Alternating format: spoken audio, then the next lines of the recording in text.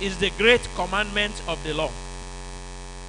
Verse 37, Jesus said unto him, Thou shalt love the Lord thy God with all thy heart, and with all thy soul, and with all your mind.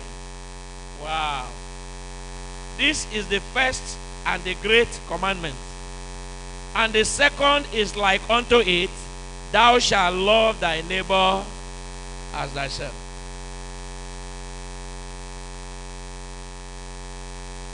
Two great commandments. Then if you read down, Jesus said, upon these two commandments hang all the law and the prophets. That means everything that the prophets wrote in the Old Testament, everything that the law said, is summarized in those two. Number one, thou shalt love the Lord thy God with what? All thy what? Number two, all thy soul. And number three, all thy. Now which one is left for you?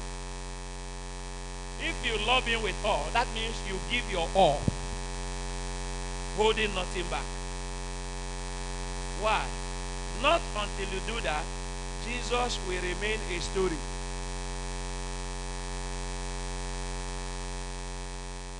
That is why when something happens, fear is the first thing that will enter your mind. When something happens, you think of hospital, where to rush, where to run. God is never the first in your mind, because it's not real to you. And the reason it's not real to you, you gave him some of your heart, some of your soul, and some of what? But that was not what God asked for. You did not give God what God asked for. He said all. Wow. All. Is it possible to give God all? Yes, it is. That is where we come in with the theme of the men's program. When you see the theme of the program, sometimes it will confuse you. Blessed is everyone that fears the Lord. Fearing the Lord. I fear God now. Let's go to the theme of the men's program. Psalm, you know the theme, have you? Psalm what? 120, 121, 128. Are you sure? I can see, brother. The way you are looking, are you sure? Don't let anybody deceive you. Are you sure it's 128? Okay.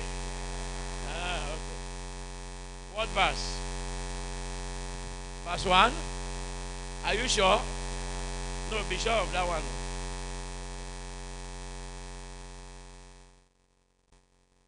What does it say?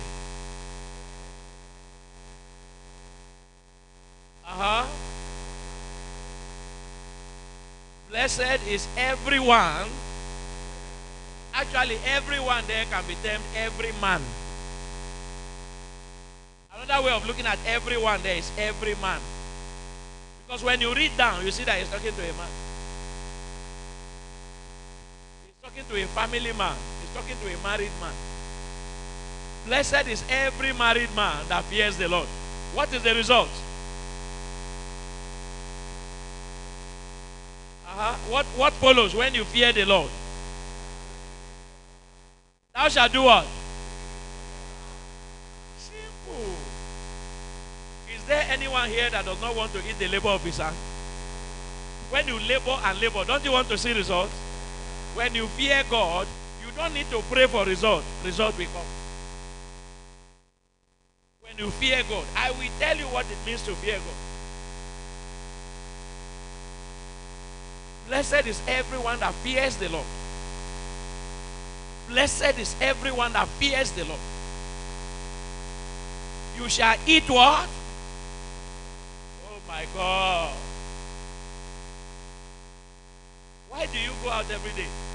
Most of the week you are not in town. You are out somewhere sweating, driving. Sometimes when you are supposed to eat, you are still moving. When you are supposed to sleep, you are awake. Why? You are laboring.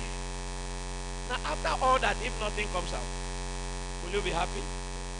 Nobody will be happy. There are women here that as early as 7 you are on your way to the shop and you come back late. and cook late. You say, I came back late from my job today. Now, if you run to wherever you are going and you come back without anything, there's no result, nothing at all.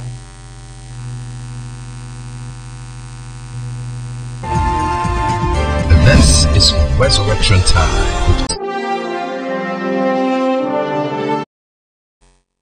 How many of you women will be happy? You will not be happy. In everything we are doing, we want to see results. We want to see the fruit of our labor. And the Bible says the shortcut, the simplest way of getting everything you labor for is to fear God. If I ask you now, do you fear God? What will you answer? Say yes. So who is it that fears God? The one that obeys Matthew 22. We started from Matthew 22. Thou shalt love the Lord thy God with all thy heart, with all thy soul, and with all thy mind. If you love the Lord with all your heart, all your soul, all your mind, you have nothing left for yourself. You never complain, you never murmur, you have nothing. Whatever is said, as long as they tell you this is what God said, this is what the church said, straight. You don't even ask questions. You are like a fool. And guess what? Foolishness in the eyes of men draw you closer to God. If you want to be wise where men are, you will miss God. I will say that again. Many of you want to be wise where men are. You want people to praise you. You want people to agree with you. You want people to say, yes, now you. You want people to say, yes, this is our man. You will miss God. You know what Jesus said? He said, woe unto you if all men love you and praise you. Woe. This world, this world is built on certain principles that cannot be broken. When you break them, you suffer the consequence. And many of us are suffering the consequence. From the beginning, God will tell you, this is the way. This is the way. And that is why, how many spirits of God do we have? We have 7 spirits of God. One of them is called the spirit of the fear of God. The spirit of the fear of the Lord. If you look at Isaiah chapter 11, there are 7 spirits of God. One of them is the spirit of the fear of the Lord. That is the spirit that enters a man and makes him a God material. Your surname becomes God. If your name is Emmanuel, your name becomes Emmanuel God. Everybody knows that. Everywhere you go, people point at you. They know that everything about you is different. You are not like them. You are not like everyone. I remember my mentor said to me in January this year, he said, are you still with that group? I was surprised. And I know what they was asking. He said, they are the same. All in the flesh. If you walk with them, you will also fall into the flesh. I nodded my head. I understood. Mama looked at me. I looked at her. I was smiling. And when we came out, we were asking ourselves, he know that I was there, and I was very committed. He said, are you still there? I said, well, he said, with those group of people. I said, no, sir, I've come out. He said, it's better for you, because they are all in the flesh, and they will draw you down to their level. Let me tell you people, God is very real. If you came here tonight, you are expecting God to enter your situation. Are you sure? I want you to know that God knows what you are passing through. And as long as you are seeing me now, you are hearing my voice now, you will not leave here tonight the way you came. You know why? I am giving you a message from heaven. And God is in that message. How can God reach you and you say you did not know? God is reaching you now. That's why I said, ask that the Lord will open your heart. Because your heart is the contact point. God contacts you through your heart. Please be seated. Thank you. Even if I did not pray for you, seeing me and hearing me, you are delivered. Even if I did not lay hands on you. Like a sister gave testimony, was it 2 weeks ago? When that situation came, all of a sudden he began to hear my voice. Did you see me today? Did you hear me today? And from that she was free.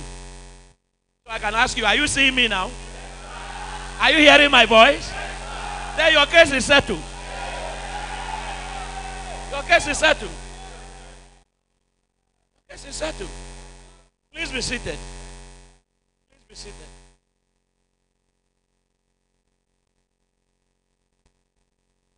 If you love the Lord with all your heart, you will never question anything that comes from the Lord. You know what the prophet Jeremiah said to Israel? You are going about asking one another, what shall we do for God? What shall we? Instead of asking, what has God spoken? He said that is the question that you should be asking. What did God say?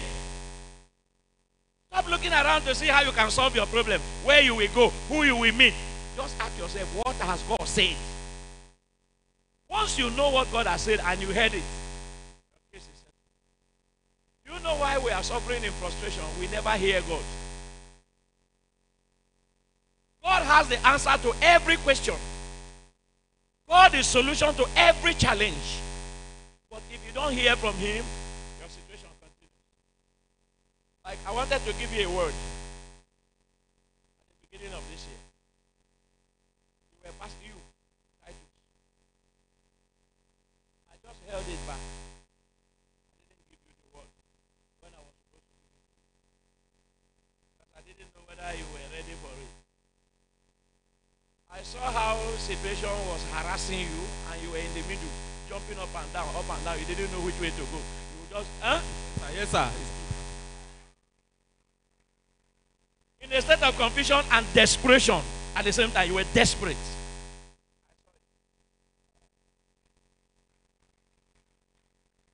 But you see, it's not every time I come out and start giving you prophecy. There are situations we see, we just pray. We ask God to take charge. How about now? How is the situation now? But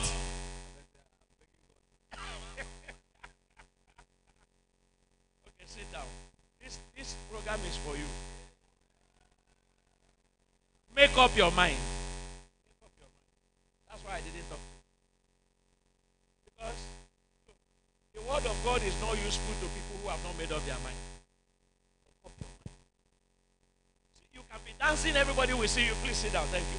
Everybody will see you dancing. They are beating band. You are the one dancing more than everybody, but you may not be with them. Even though you are the one dancing more than everybody. I don't know whether you are getting this. God knows your heart and where you are at every point in time. I told you something on Sunday, last Sunday, the Sunday before I traveled. I said, 1, God will give you a revelation. 2, He will tell you when to talk. The first stage is to receive revelation. Second stage is to know when shall I cry. It is time. So there are many people that I see things about. You know, like our sister, stand up.